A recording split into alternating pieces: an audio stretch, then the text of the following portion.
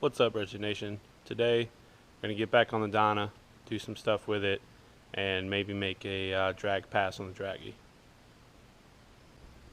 Alright, Wretched Nation, if you guys remember, we did a drag pass on the Audi, and we want to do that on the Dyna with a little dragy GPS.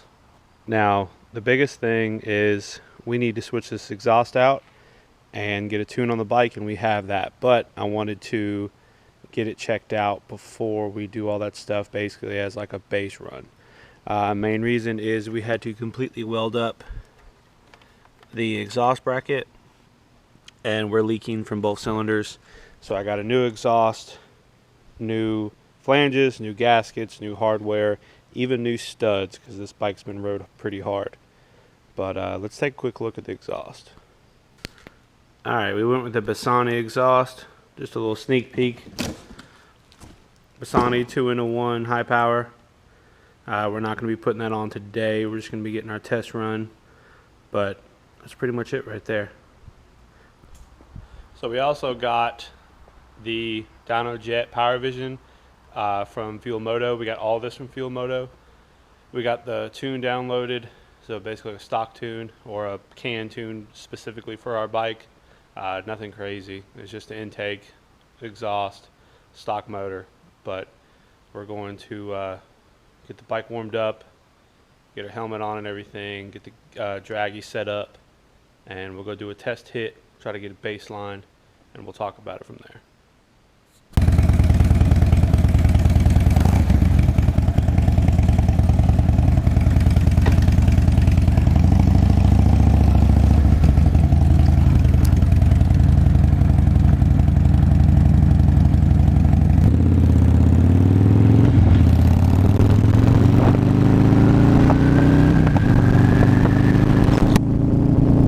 Guys, we have very little daylight left, but we're going to try to get this done.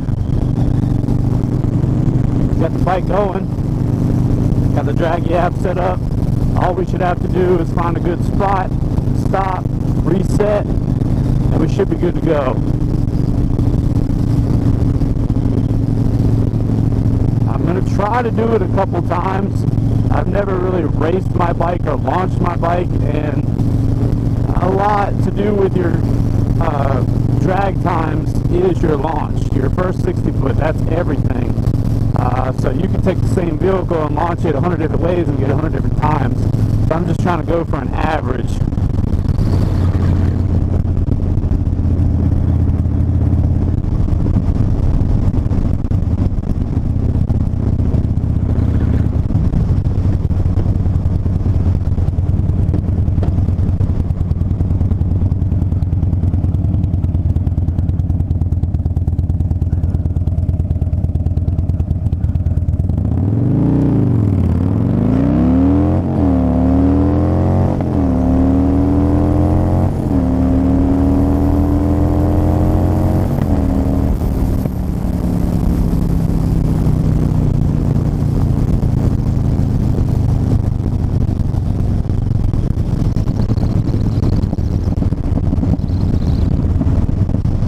I'm not sure if I came up short there or not. It was really hard to tell.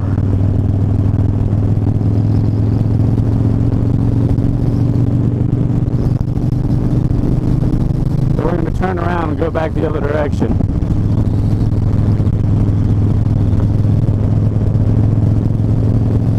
I was not sure.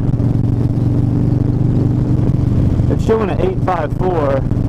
I have no idea if that's good or not. But like I said, we're going to go back the other direction and see if we can click off another run, and we'll do some checking once we get back. But the dragy is magnetic. You don't have to hard mount it to anything. It's literally sitting on my tank with the magnet.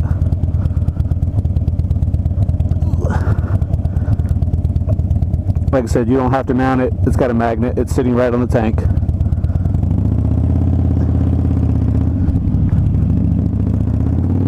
Now, I do have a bad exhaust leak on this exhaust. It is what it is.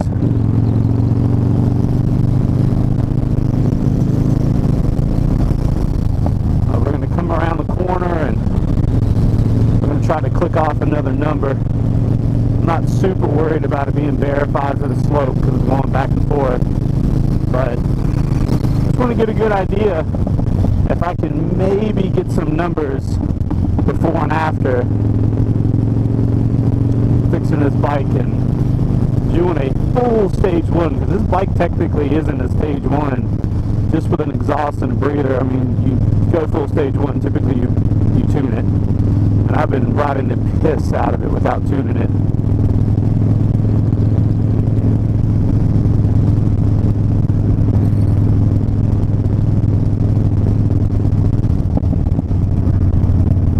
Alright, we're going to keep going because there's literally somebody in their front yard.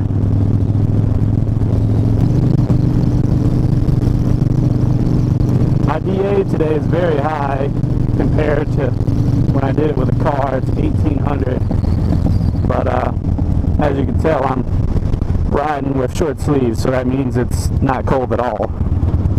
But I would say it's really good weather. If you were to be at a track or something, you'd probably expect to have really good traction and not super high temps.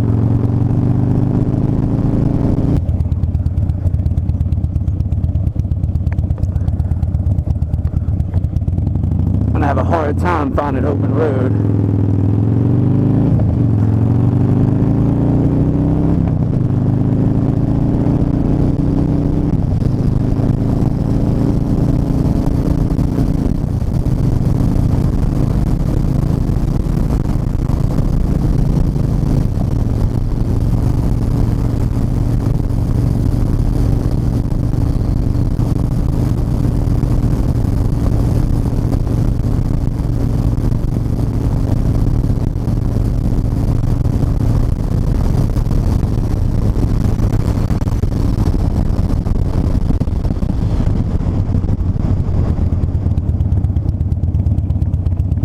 This might do.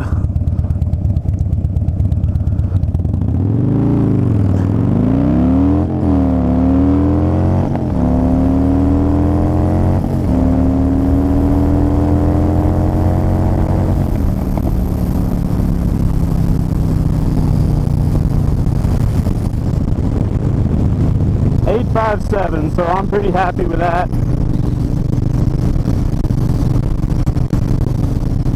That's within a tenth of the other number, so I'm confident that'll work. Within a tenth, the first two times really trying to race the bike from a stop, that's accurate enough.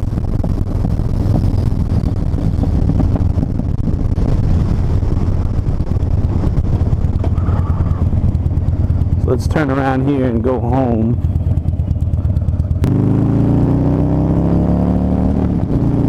It's actually not bad to only be a tenth off, and it's not even a full tenth. It's what, 0.09 off. That's pretty good between the two runs. And again, I wasn't really expecting, I didn't know what I was expecting. I was just trying to make some numbers, trying to shift a little short and not get on the rev limiter. When I saw the 8th mile time click on here, and then it hit the rev limiter, I knew I had to be close.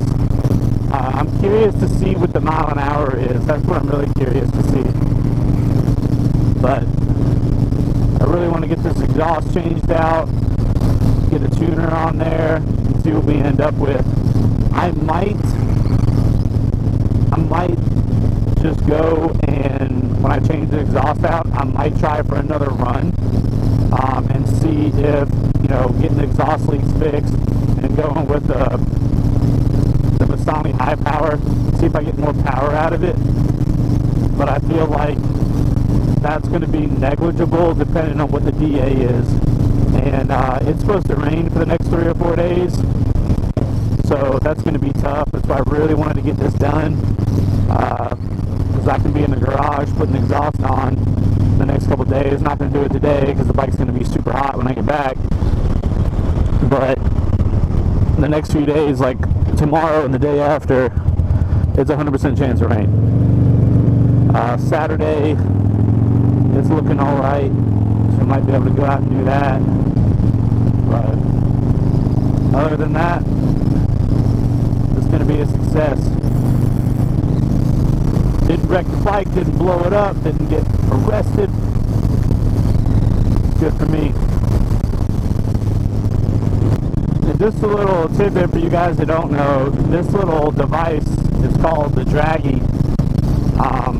The app is free to download, but you got to have the device for it to really work. But it's like a quarter-mile timer. It does, I think it goes up to half mile or a mile. It can do 0 to 60, 0 to 100, and then it can do in reverse. It can do like, I think it'll do like 100 to 0 or 60 to 0 for like braking time. But it's $150. It comes with a charger. It's obviously wireless. You got to charge it, but it just works on GPS and it tracks your movement, and it's very accurate.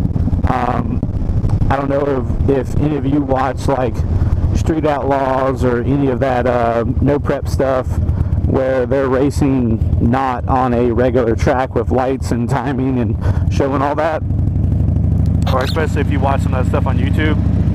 A lot of those people, this is what they're using. This is how they're able to know how fast they're doing, what they're doing, especially if you go out and you make a test hit on a street or a road. You can literally just have this car on you and it saves, or have this in your car or on your motorcycle, and it saves all of your information. So it's a really cool device.